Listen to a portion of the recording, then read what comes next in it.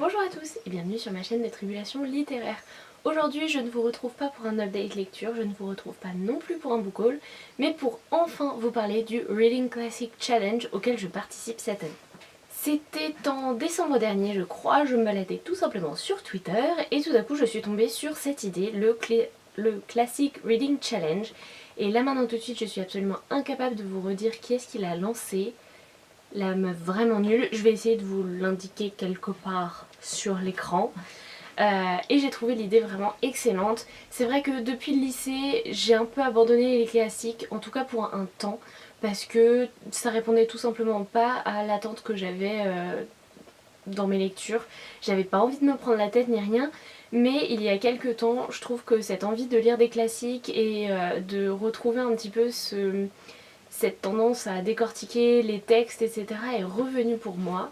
Et donc du coup je me suis dit que cette année ça valait le coup. En plus ce challenge est relativement facile dans le sens où en fait vous avez un classique, un auteur classique à lire par mois. Vous pouvez lire plusieurs de ces livres pendant le mois ou un seul. C'est comme vous voulez et du coup je trouvais que c'est un challenge pas trop difficile à faire. C'est pour ça que je me suis lancée dans l'aventure. Donc je vais vous faire les différents auteurs, sachant que comme on est déjà au mois d'avril, vous vous en doutez, il y a déjà un certain nombre d'auteurs que j'ai déjà lus, mais il y en a bien sûr énormément que je n'ai pas encore lus puisqu'ils sont pour les prochains mois, et je vais vous proposer de participer. En effet, pour les mois du coup de mai, juin, juillet, août, septembre, octobre, novembre et décembre, je n'ai pas encore lu les livres de ces auteurs et je vous avoue que voilà, je tâtonne, je regarde en fonction de ma palle, mais je voudrais bien avoir vos conseils, vous, sur ces auteurs. À cette veille-là, je vais commencer. Donc tout d'abord, au mois de janvier, nous avions à lire un Jules Verne et moi, au lieu de lire un 20 000 lieues sous les mers ou Le Tour du monde en 80 jours, ce genre de roman vraiment hyper connu de Jules Verne, j'ai décidé de mettre tout ça de côté et j'ai lu une nouvelle très simple qui s'appelle Les Indes Noires. Vous l'avez vu dans mon update lecture que je vais remettre en barre d'infos, j'avais beaucoup aimé ma lecture, retrouver l'écriture de Jules Verne comme ça dans une nouvelle assez courte, c'était exactement ce qu'il me fallait et franchement j'adorais ma lecture. Et en plus, ça ne me dégoûtait pas de Jules Verne, ça me donnait juste un petit aperçu de ce que c'était, parce que j'avais un petit peu oublié. Et du coup, ça me donne vraiment envie cette fois de lire les romans. Ensuite, le mois de février marquait le mois de Albert Camus. Albert Camus que j'ai absolument adoré quand j'étais au lycée. J'avais lu L'étranger en seconde et pour préparer mon bac de français, j'avais lu La Peste. Les deux m'avaient énormément marqué de par leur thématique, de par l'écriture et le procédé narratif de l'auteur qui était extrêmement différent et extrêmement spécial à étudier. Vraiment, j'avais adoré. Et je me suis donc lancée dans un autre gros roman, un bon gros morceau de l'auteur qui n'est autre que La Chute. Une fois de plus, je vous ai déjà fait un update lecture dessus, j'avais beaucoup aimé, même si franchement je regrette de ne pas l'avoir étudié en classe parce que j'en aurais appris tellement plus. Mais vraiment, ça a été un énorme coup de cœur. Comme quoi, lire des classiques, c'est pas juste gnangnan quoi. Ensuite, au mois de mars, j'ai découvert un auteur que je ne connaissais absolument pas. Il s'agit de Truman Capote, qui est un auteur américain. J'ai lu de lui New York, Haïti, Tanger et autres lieux qui sont des petites nouvelles très courtes sur les différents pays qu'il a visités. Et en fait, ce que j'ai trouvé hyper intéressant, pareil, vous avez déjà eu mon update lecture que je vous mets en barre d'infos, mais ce que j'avais trouvé très intéressant, c'était le côté très photo finalement. On découvrait juste un passage très court de vie dans ce lieu par l'auteur qui nous décrivait un endroit, une scène, une petite histoire. C'était hyper particulier et j'ai beaucoup aimé. Je serais très curieuse de découvrir d'autres romans ou livres de Truman Capote si vous en avez à me conseiller. Ça se passe dans les commentaires. Ensuite, mois d'avril, je suis une super mauvaise élève parce que là il me reste une semaine au mois d'avril et je n'ai toujours pas commencé Marivaux. Je n'ai pas décidé de prendre le jeu de l'amour et du hasard parce que j'ai pas envie de découvrir un truc que tout le monde connaît pour changer. J'ai plutôt d'autres pièces de théâtre, je ne me souviens plus exactement mais j'ai pas l'édition sous la main. Donc pareil, je vous mettrai très certainement le nom quelque part sur l'écran. En tout cas, je suis très curieuse parce que je n'ai absolument jamais lu de Marivaux et je me demande bien ce que ça va donner. Mais il faut que je me dépêche parce que j'ai plus qu'une semaine.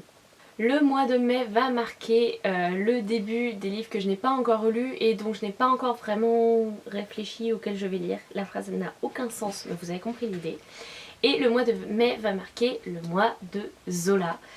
Zola, moi personnellement, je l'aime beaucoup. Je sais qu'il fait un petit peu peur à énormément de lecteurs parce que les descriptions à n'en plus finir, ce n'est pas la tasse de thé de tout le monde. Personnellement, j'avais adoré Au Bonheur des Dames, beaucoup aimé étudier Nana au lycée.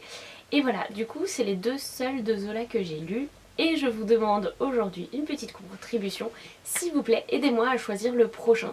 Vous pouvez franchement me conseiller n'importe lequel. Comme c'est des classiques qui sont vraiment pas chers, donc ça me dérange pas de l'acheter. Vraiment, aidez-moi à choisir un titre. Je sais vraiment pas quoi choisir. Je connais certains titres, mais certainement pas tous. Franchement, je sais pas du tout vers quoi me tourner. Donc si vous avez des conseils, c'est dans les commentaires que ça se passe. Et après Zola, nous avons Maupassant. Ici, je ne vais pas vous demander de contribution pour le mois de juin pour Maupassant, car je n'ai pas lu Belle Amie de cet auteur, et ça fait très longtemps que je veux le lire. Donc du coup, le choix est tout fait. Mais par contre, n'hésitez pas dans les commentaires à me donner vos avis sur Belle Amie.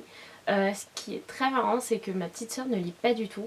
Et pourtant, Maupassant, c'est l'un de ses auteurs préférés. Elle a lu vraiment plus d'une nouvelle de cet auteur. Et elle avait adoré Belle Amie. Donc du coup, je suis d'autant plus curieuse de découvrir Maupassant. Pour le mois de juillet, nous avons le très célèbre Honoré de Balzac, et là également je vais vous demander de l'aide. Parce que mon problème avec Balzac, c'est que je n'ai lu qu'un seul livre de lui qui était La Duchesse de Langeais, et j'avais absolument détesté ma lecture. Mais vraiment, à un point très important. Donc du coup je ne sais pas du tout vers quoi me tourner. Encore une fois, ça pourrait être du Père Goriot, donc du hyper classique. Mais si vous avez d'autres titres qui ne sont pas forcément les plus connus de l'auteur, je suis preneuse aussi. Pareil, je vous attends dans les commentaires. Ça va faire beaucoup de je vous attends dans les commentaires, mais vous aurez compris que j'ai besoin de votre aide. Pour le mois d'août, nous allons lire du George Orwell, et ici, je sais déjà ce que je vais lire. Il s'agit de 1984, que non, je n'ai toujours pas lu, même s'il s'agit d'un très grand classique. Et Fanny de la chaîne ainsi que du compte Instagram Nana Oops m'a vraiment beaucoup motivée à le lire parce que j'en ai discuté en story, enfin à la suite d'une de mes stories ou d'une de mes photos, je sais plus. Mais elle me l'a chaudement recommandé, donc vraiment j'ai hyper hâte. En septembre, on vous propose Shakespeare, et là, pareil, je sais déjà ce que je vais lire, puisque je vais enfin me lancer dans Roméo et Juliette, parce que non, je n'ai toujours pas lu. Finalement, Roméo et Juliette fait partie de ces histoires qu'on connaît toutes, de par le cinéma, de par le théâtre, de par le fait que ça a été repris, même le principe même dans tellement de films, on en a tellement entendu parler, que finalement on a l'impression de connaître le texte, mais on ne l'a jamais lu. C'est pour ça que j'ai vraiment décidé de me lancer dans cette pièce de théâtre, et je suis très curieuse de voir ce que ça va donner. Ensuite, au mois d'octobre, il s'agit de l'un de mes auteurs préférés quand j'étais au lycée, alors que beaucoup l'ont détesté.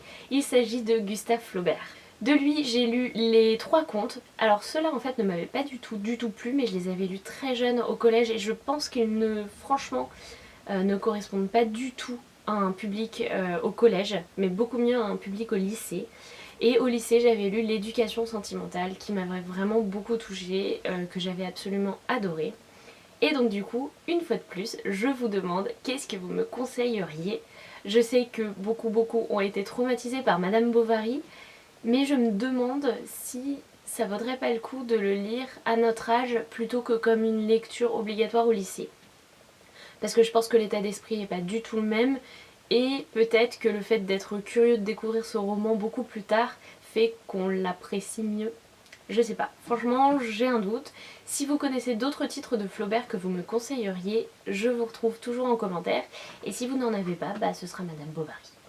Pour le mois de novembre, le mois de mon anniversaire, il s'agit d'Oscar Wilde. Pareil, je ne l'ai jamais lu, et ici j'ai vraiment besoin de vos conseils. Ah si, j'ai lu le portrait de Dorian Gray d'Oscar Wilde, mais c'est absolument tout. Honnêtement, Oscar Wilde, je connais très bien le personnage, très bien le portrait de Dorian Gray, mais pas du tout le reste de sa bibliographie.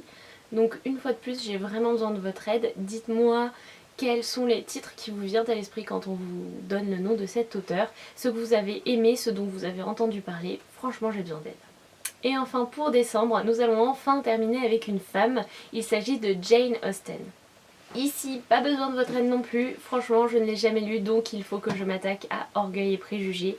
Il n'y a aucun doute là-dessus, j'avais vu le film que j'avais adoré, celui avec Keira Knightley et je sais plus comment il s'appelle, Colin Firth, que j'adore absolument.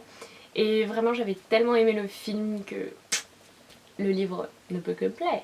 Ici par contre j'ai un gros dilemme, est-ce que je les lis en anglais ou en français? J'ai une très belle édition offerte par mon ami Alix des mots d'Arva, mais est-ce que en anglais ça va pas être un peu trop compliqué? Franchement je sais pas, j'ai un petit doute. N'hésitez pas à me dire si vous l'avez lu en anglais, si c'est un petit peu compliqué. J'ai un bon niveau en anglais mais je mets énormément de temps à lire et de temps en temps bah c'est un peu chiant quoi de mettre des mois et des mois à lire le même livre. Donc voilà, alors oui, il s'agit de la sélection hyper masculine du Reading Classic Challenge, mais moi ça ne me dérange pas d'avoir cette sélection et je pense que l'année prochaine je vais poursuivre ce challenge, mais cette fois avec uniquement des autrices féminines hyper connues, enfin classiques. Donc voilà, pour compenser un petit peu, ça me dérange pas de faire une année juste sur des auteurs masculins et l'année suivante juste sur des autrices féminines. Ça, franchement, ça ne me pose aucun problème. En tout cas, n'hésitez pas à me dire si vous participez également au challenge. Dites-moi ce que vous allez lire, ça me permettra de trouver les idées parfois.